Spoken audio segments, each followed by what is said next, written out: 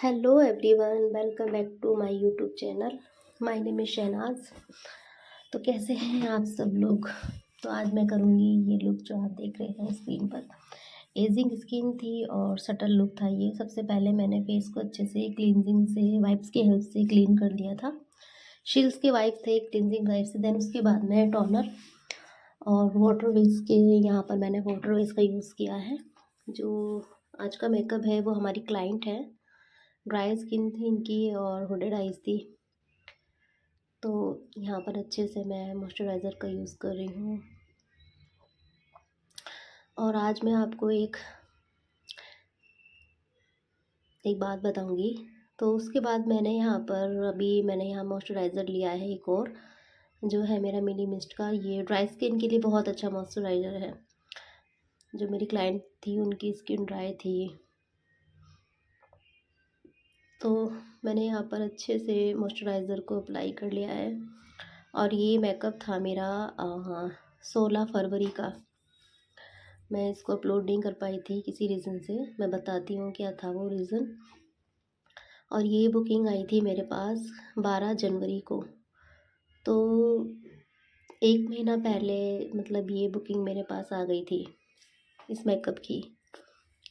और 16 फरवरी का ये मेकअप था और 14 फरवरी को मेरे पापा की डेथ हुई थी।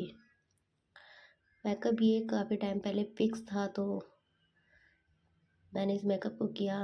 काफ़ी गंभीर टाइम था, काफ़ी दुख भरा दिन था ये जिस दिन मैंने ये मेकअप किया, बट करना पड़ता है। कोई जॉब नहीं है, अपना बिजनेस है। और क्लाइंट थी ये, उनका कहना था कि मैंने काफ़ी दिन पहले मेकअप को बुक किया था। तो आप देखिए गाइस, आज के जो प्रोडक्ट है ना वो मैं स्क्रीन पे दिखाती जा रही हूँ, तो आप प्लीज़ देखते रहना। मैं इतना ज़्यादा दुखी थी ना इस मेकअप में, बस मैंने कर ही दिया क्योंकि ये काम है और हमें काम भी करना पड़ता है और चीज़ों के साथ में। 13 फरवरी को मेरे पापा जयपुर गए थे मेडिसिन के लिए। मेरे पापा को अस्थमा की प्रॉब्लम थी और यही प्रॉब्लम मुझे थी। तो आज से 2 महीने पहले मैं भी गई थी। तो मैंने अपने पापा को बोला कि पापा मैं बिल्कुल ठीक हो गई हूँ और आप भी चले जाओ जयपुर दवाई लेना, आप भी ठीक हो जाओगे। तो मैंने अपने पापा को 1 महीने पहले ही कहना शुरू कर दिया, पापा मैं ठीक हो गई हूँ, आप भी चले जाओ, मैं ठीक हो गई हूँ, आप भी चले जाओ। तो मेरे पापा 13 फरवरी की रात को यहाँ से निकले, पूरी रात ट्रैवल किया। और जाने से पहले मुझसे बात की पापा ने, ठीक ठाक अच्छे से बात की, काफ़ी अच्छे से, कि मैं जाऊँगा, रात को जाऊँगा, तुझसे भी बात करूँगा। मैंने कहा ठीक है पापा, आप निकल जाना। मेरे पापा मॉर्निंग में 14 फरवरी को, यानी कि आज से 6 दिन पहले मॉर्निंग में 4 बजे पहुँच गए। 10 बजे पापा की कॉल आई कि मैं मॉर्निंग में आ गया था 3 बजे। यहाँ कोई नहीं था और जो डॉक्टर था उसके मतलब क्लिनिक था वो बंद था और मैं बाहर ही बैठा रहा। 7 बजे वो क्लिनिक खुला, मैं अंदर आ गया और काफ़ी भीड़ हो रही है यहाँ पर। पापा से मेरी इतनी बात हुई, यहाँ पर काफ़ी भीड़ हो रही है। मैंने कहा ठीक है पापा, आप भीड़ से मत घबराना, आप मेडिसिन लेके आना। तो जो बंदा दिल्ली से जयपुर गया है 7 घंटे का ट्रैवल करके और 1 डेढ़ घंटे से लाइन में लग रहा है, वो बीमार तो था नहीं।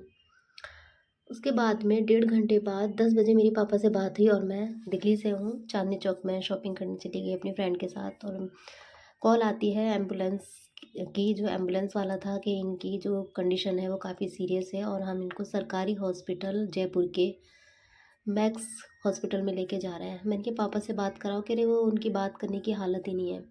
मैंने कहा मेरी 1.5 घंटे पहले पापा से बात हुई है। वो कहने लगे पता नहीं क्या हुआ, बस हमें तो फ़ोन आया इमरजेंसी और हम इनको लेकर आ गए। अब एम्स में हम इनको एडमिट करने जा रहे हैं। 15-20 मिनट तक मेरी उस एम्बुलेंस वाले से बात होती रही। उसके बाद में पापा के नंबर पर भी हम कॉल करते रहे, किसी ने कॉल नहीं उठाया। उसके बाद में बस उसने इतना ही बोला था कि जयपुर के एम्स हॉस्पिटल में जा रहे हैं।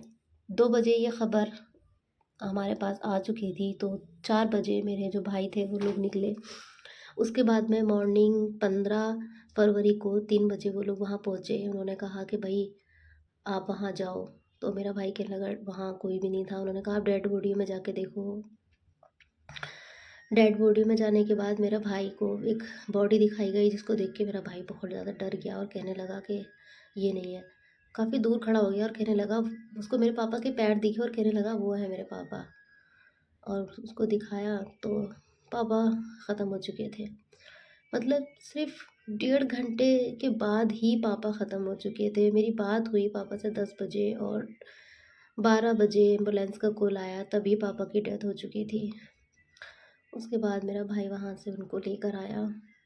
उन लोगों ने कहा अभी हम लोग आपको दे देंगे, हमें पोस्टमार्टम करना है। मेरे भाई ने कहा वो बीमार नहीं थे, कुछ भी नहीं था, हमें केस भी नहीं करना है, वो बीमार भी नहीं थे। वो दिल्ली से जयपुर दवाई लेने आए थे, अचानक से गिर गए, क्या हुआ हमें नहीं पता, क्योंकि हमारी गलती ये थी कि हम लोगों ने अकेला भेजा। हमें कोई केस नहीं करना है, बॉडी दे दो। उन्होंने कहा नहीं, हमारे पास अगर वो आए हैं और वो हमारे पास जिस हालत में आए थे वो डेथ पहले ही कर चुके थे, तो हम पोस्टमार्टम करेंगे, ये देखेंगे किससे उनकी डेथ हुई है। उसके बाद उन लोगों ने पापा का पोस्टमार्टम कर दिया और 15 फरवरी को मेरे पापा की डेड बॉडी घर आती है। यानी कि मेरे पापा 14 तारीख को यहाँ से गए थे और 15 को डेथ आते हैं।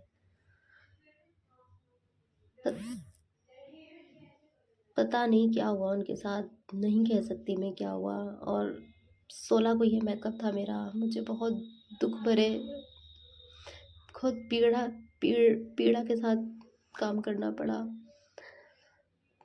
और इकलौती गवाह मैं ही थी जिसकी पापा से बात हो रही थी, क्योंकि मैंने ही पापा को भेजा था। मेरे अलावा किसी से कोई बात नहीं हो रही थी।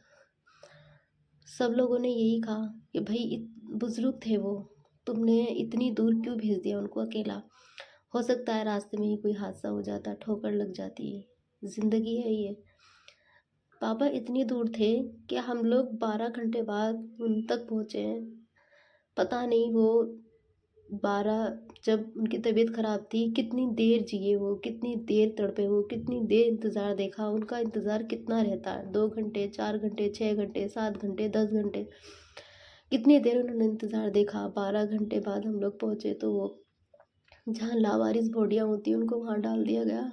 और बस मेरा भाई बॉडी लेकर आ गया और कुछ भी नहीं रहा हाथ में। बहुत सारी चीज़ें ज़िंदगी में ऐसी होती है ना, बर्दाश्त करनी पड़ती हैं।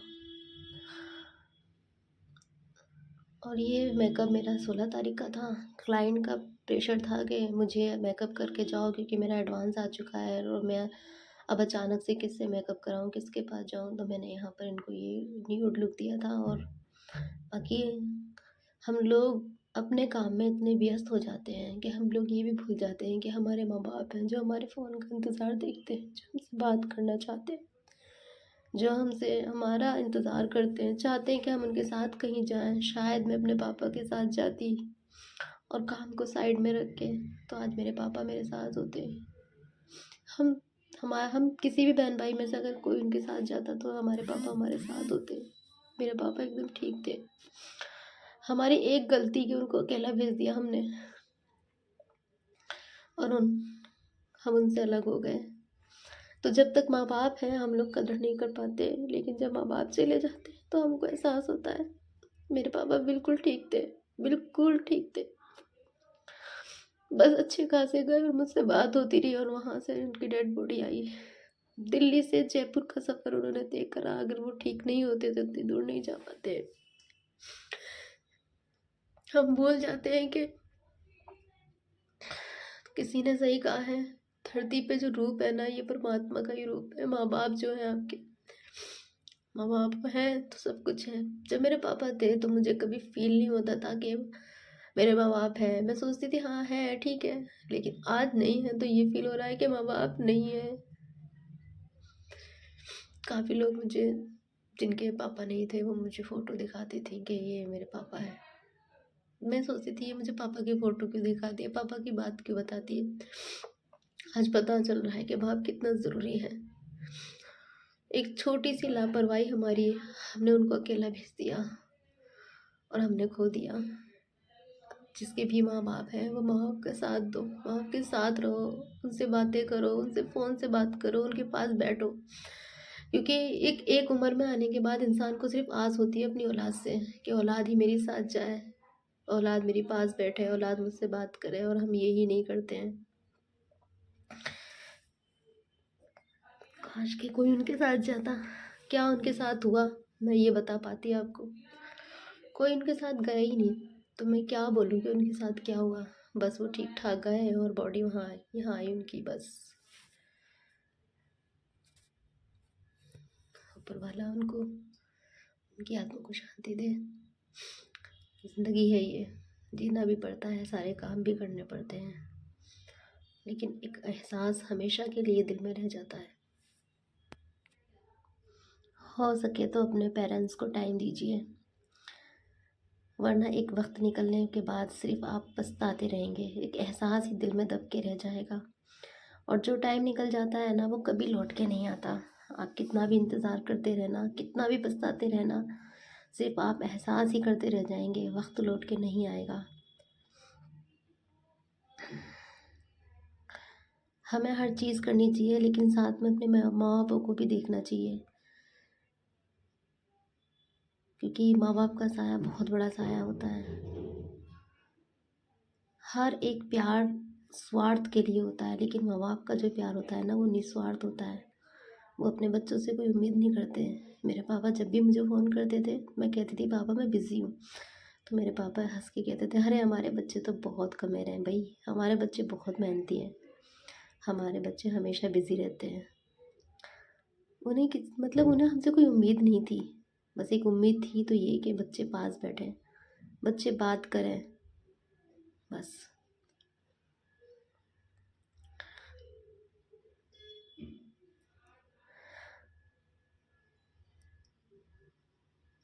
मैंने ये मेकअप किया था, इनकी जो हुडड आइज़ थी, और इनको स्मोकी आइज़ चाहिए थी विद गिल्टर। पार्टी मेकअप था। कमेंट्स में बताना कैसा लगा आप लोगों को ये लुक। अगर आप मेरे चैनल पे नए हैं तो चैनल को सब्सक्राइब भी कर लेना, ताकि आपके लिए ऐसी वीडियोस में लाती रहूँ। बेल आइकन को भी प्रेस कर देना, ताकि आने वाली वीडियो की नोटिफिकेशंस आपको मिलती रहे। वीडियो कंप्लीट देखना गाइस। वीडियो अच्छी लगती है तो वीडियो को लाइक कर देना।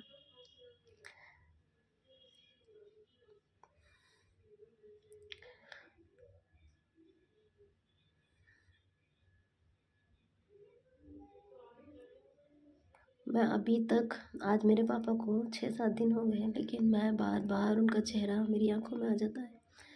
मैं भूल नहीं पा रही हूँ।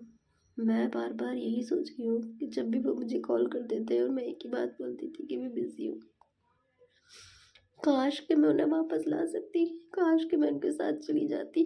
उनके साथ जो भी हुआ है, या वो गिरे हैं या उन्हें अटैक आया है या जो भी परेशानी हुई है, तो मैं उनके को भाग के डॉक्टर के पास ले जाती, किसी आसपास के डॉक्टर के पास जाके एडमिट कर देती, तो मेरे पापा आज मेरे साथ होते। जिंदगी भर के लिए एहसास रह गया,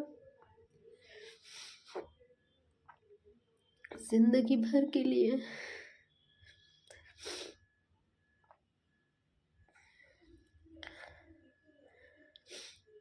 क्यों भूल जाते हैं हम लोग कि पैसे के अलावा जिम्मेदारियों के अलावा और भी कोई है जो हमारा इंतज़ार देखता है, जो कि है हमारे माँ बाप। क्यों भूल जाते हैं हम, क्यों अपनी दुनिया में इतना बिजी हो जाते हैं कि ये भूल जाते हैं हमें जन्म देने वाले भी हैं, जिन्होंने अपनी रातों की नींद उड़ा के हमें इतना बड़ा करा है, इस लायक बनाया है कि हम बिजी रह सके।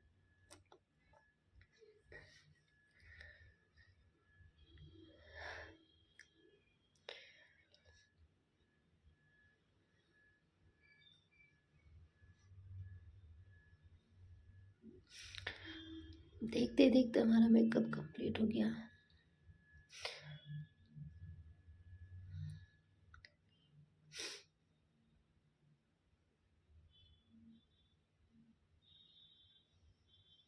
ठीक है guys, thank you so much, bye bye.